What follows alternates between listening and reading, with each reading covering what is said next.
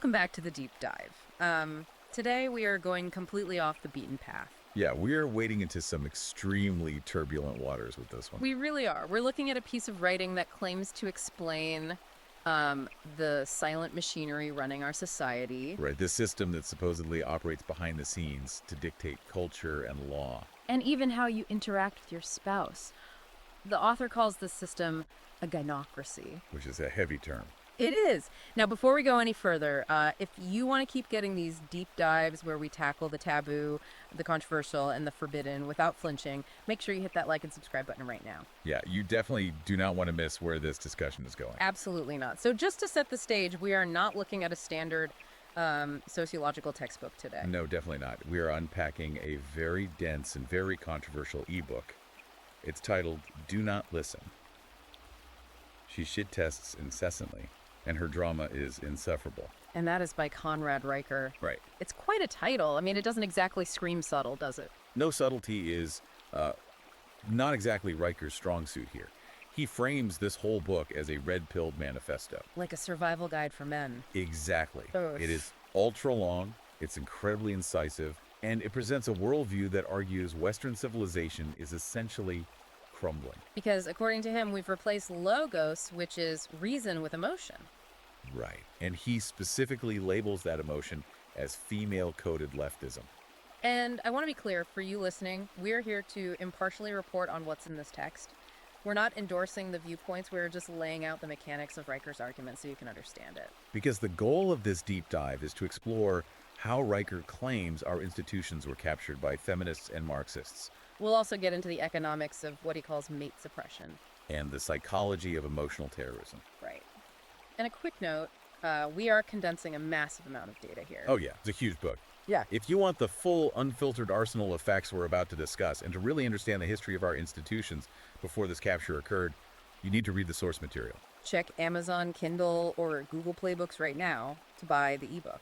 And you can also follow the author at Conrad Riker on Substack for his ongoing analysis. So let's get into the actual machinery here. Segment 1, the psychology of control.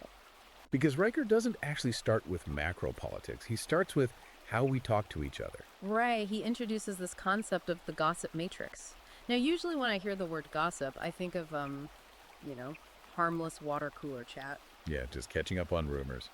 But Riker treats it like military intelligence. He really does. He argues that in a gynocracy, gossip is literally a weapon of war. He calls it weaponized words or a social nuke. A social nuke. Yeah.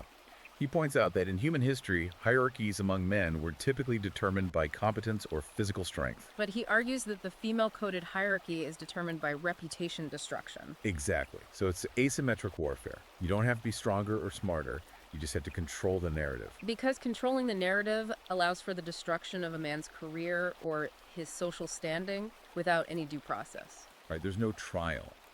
There's no presentation of evidence. It's just the rumor. And Riker breaks this down into what he calls the GSR protocol. GSR, right. Break that down for us. So it stands for gossip, shame, and rallying the mob.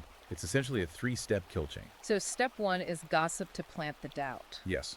Then step 2 is you shame the target to isolate them from their support network. And then step 3, rallying the mob finishes them off socially or professionally. Right. I mean, it sounds frighteningly similar to modern cancel culture. That's exactly the parallel he draws. He actually uses this historical metaphor of the scold's bridle. Oh yeah, the medieval thing. Right, in the Middle Ages, it was an iron muzzle used to silence nagging or socially disruptive women. Riker argues that the scold's bridle has returned, but the polarity is flipped. So now it's digital and it's clamped onto men. Exactly. It takes the form of the HR complaint or the Twitter pile-on. If you violate the emotional consensus, you are muzzled. And he also goes into the biology of this dynamic, which I found to be one of the most unique parts of the book, honestly. Oh, the section on the crying sword? Yeah. Because I've heard people say tears are manipulative before, but Riker seems to be talking about actual chemistry here. He is. This is where he attempts to ground his sociology in biology. He cites research suggesting that female tears contain specific chemical signals. Prostaglandins, right. Yes. And the argument is that when a man smells these chemosignals, it induces a biological surrender response. Wait, so it's not just a I feel bad because she's a sad reaction, it's a physiological override. According to Riker, yes. The data he points to suggests that Exposure to these tears actually lowers testosterone and reduces activity in the aggression areas of the male brain. Wow. So imagine you're in a logical argument about finances or setting boundaries. You are winning on logic. Then the tears start. And Riker argues this is a chemical weapon deployed to short-circuit male logic and force capitulation. Whether consciously or subconsciously, yes. That creates a really difficult dynamic. I mean, you can't exactly fight a chemical reaction with a spreadsheet. You really can't. And he takes this psychological analysis even further into macro politics with the chapter BPD Nation. Yeah, this was a crucial pivot in the text. He draws a direct line between leftist activism and cluster B personality traits. Specifically, borderline personality disorder. For the listeners who might not have their psychology definitions handy, could you quickly define what cluster B is? Sure. In psychology, cluster B disorders are characterized by dramatic, overly emotional, or unpredictable thinking or behavior. It includes things like narcissism and borderline personality disorder. And Riker describes a hysteria loop in modern politics, right? Yes, where chaos is manufactured specifically to demand safety. It mimics the BPD relationship dynamic of, I hate you, don't leave me, but it's applied to the state. Does he actually have data for this, or is it more of a theoretical framework? He does cite NIH data regarding mental illness diagnoses. He notes a significantly higher prevalence of these traits among far-left activists compared to conservatives. Which, again, we are just reporting what's in the text here. Absolutely. His argument is that we aren't just dealing with a political difference of opinion anymore. We're being governed by pathology. He calls it a pathocracy disguised as a democracy. Pathocracy. So if the psychology is the software, then the institutions are the hardware. That leads us perfectly into segment 2, institutional tapture. All right. How does this gossip matrix and BPD style actually run a company or a university? He calls this the death of meritocracy. He argues that merit, like competence, logic, stoicism, objective truth, is inherently coded as male. Therefore, for a gynocracy to function, meritocracy itself has to be dismantled. Exactly. And he points specifically to the decolonizing of math and science as an example. I've seen headlines about this where programs claim that objective answers in math are a form of white supremacy. It always sounded like fringe campus stuff. But Riker says it's having massive real-world impacts. He calls it equity's cruel math. Right, the idea that when you punish the capable to uplift the mediocre in the name of inclusion, physical reality eventually catches up. Because you can debate philosophy all day long, but you cannot debate gravity. Yeah, he cites specific examples from major engineering firms. He talks about Boeing alleging that software engineering standards have declined due to diversity hiring mandates. The argument being that when you prioritize feelings over engineering, reality planes literally fall out of the sky. Bridges collapse. It's the ultimate clash between what feels good and what works. Precisely. And the enforcers of this new order, according to the book, are the human resources departments. Oh yeah, he pulls absolutely no punches there. No, he refers to HR as feminist re-education camps. And the patient zero for this analysis, in his view, is the James Day Moore case at Google. Right, the engineer who wrote that memo about biological differences in tech interest. I remember that vividly. It was a huge media firestorm. It was. And it's important to look at how Damore was treated. Riker emphasizes that Damore used logic. He cited peer-reviewed studies. He basically attempted a rational dialectic discussion about how to make Google better. But the response from Google wasn't a counter-argument with better data. It was a shriek of harm. Riker calls it female-coded collectivism crushing dissent. It goes right back to that safety concept we talked about. Exactly. Riker argues that concepts like safe spaces and trigger warnings are mechanisms of maternal tyranny. Because it treats adult men like infants who need protection from dangerous ideas rather than warriors who can handle reality. It shifts the entire culture from one of honor and competence to one of safety and victimhood. Which brings us to the engine that keeps this entire system running, which is money. Yes, segment 3 explores the economic and legal trap.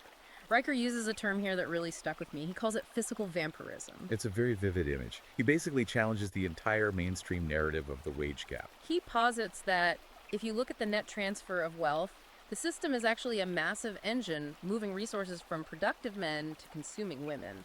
That's a bold claim given the usual 77 cents on the dollar statistic we always hear. How does he back that up in the text? He looks at taxes versus consumption. He cites IRS and tax data claiming that men pay the vast majority of net taxes. Meaning the actual funding of the government. Right. Meanwhile, women control the majority of consumer spending and are the primary beneficiaries of welfare and social programs. So the argument is that men are working to fund the very state that demonizes them, while women essentially consume the benefits. Exactly. So how does he view the pink tax then, the idea that women pay more for basic products? He views it as a total myth. He sees it as a weak rebuttal to his point, essentially saying the wage gap itself is the myth and the reality is a state-enforced subsidy of female existence. And he argues this extraction is most visible in what he calls the divorce industrial complex. Legalized theft was the phrase in the chapter title, I believe. Yes. He describes family court as the enforcement arm of the gynocracy. Ah. The statistics he highlights are pretty stark. Like the fact that women initiate the vast majority of divorces, around 70 to 80% depending on the demographic. Yet they receive the vast majority of alimony and child support. So he frames marriage under the current legal system not as a partnership, but as a massive liability for men. A contract where one party is literally incentivized to break it. There's also a very disturbing section in there on paternity fraud. Ah, the daddy issues chapter. This is where he discusses the paper abortion argument. Right. Riker points out a massive legal asymmetry here. A woman has my body, my choice to opt out of parenthood via abortion or adoption. But a man has no such choice. Zero. Even worse if he is defrauded regarding paternity, if he's raising a child. He was told was his, but actually isn't he often still has to pay child support even after the truth comes out? Because of best interest of the child loss. Right. It's the stark contrast between absolute reproductive autonomy for women and what Riker calls reproductive servitude for men. And speaking of reproduction, he frames abortion in a way I hadn't really heard before. He calls it the abortion industrial complex. Yeah, he doesn't frame it as a religious or moral issue in the traditional sense at all. He views it as economic and demographic warfare. Industrial scale mate suppression. Yes. By controlling reproduction so tightly and often ending pregnancies that would result in male heirs or future men. Riker argues it's a form of population control reminiscent of historical totalitarianism.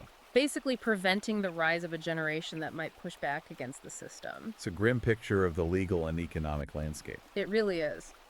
But for a lot of guys listening to this, the most immediate impact isn't the family court system, it's the dating apps. Which brings us to segment 4, sexual dynamics and the manosphere reality. This is where the rubber meets the road for the average single guy today. Riker analyzes the sexual starvation strategy. He leans heavily on data from apps like Tinder and Hinge to prove the existence of a sexual caste system. Is this that 80-20 rule people talk about? It is, but he suggests it's getting even more extreme. Riker says it's moving toward 95-5. Wow. Yeah, the data shows that women on these apps rate the vast majority of men, around 80%, as below average in attractiveness. So mathematically that makes no sense. Or Exactly. A tiny percentage of top-tier men get almost all the engagement and attention. and this ties directly into the concept of hypergamy. Right. Hypergamy being the biological drive for women to date across or up socioeconomically. Riker argues that modern feminism and the welfare state have basically unlocked hypergamy. Because women can chase alpha excitement, meaning the top 5% of attractive, dangerous men, while still demanding beta security and provision from the government. So the average guy is taxed to support the women who actively reject him on the dating market. That is the core of his argument here.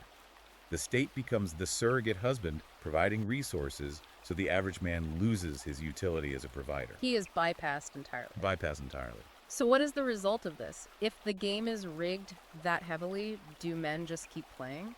According to Riker, they don't. He points to the herbivore phenomenon. Which started in Japan, right? Herbivore men who simply have no interest in dating or marriage or climbing the corporate ladder. He also mentions the 4B movement in Korea as a parallel to this. Men are just checking out. Completely walking away.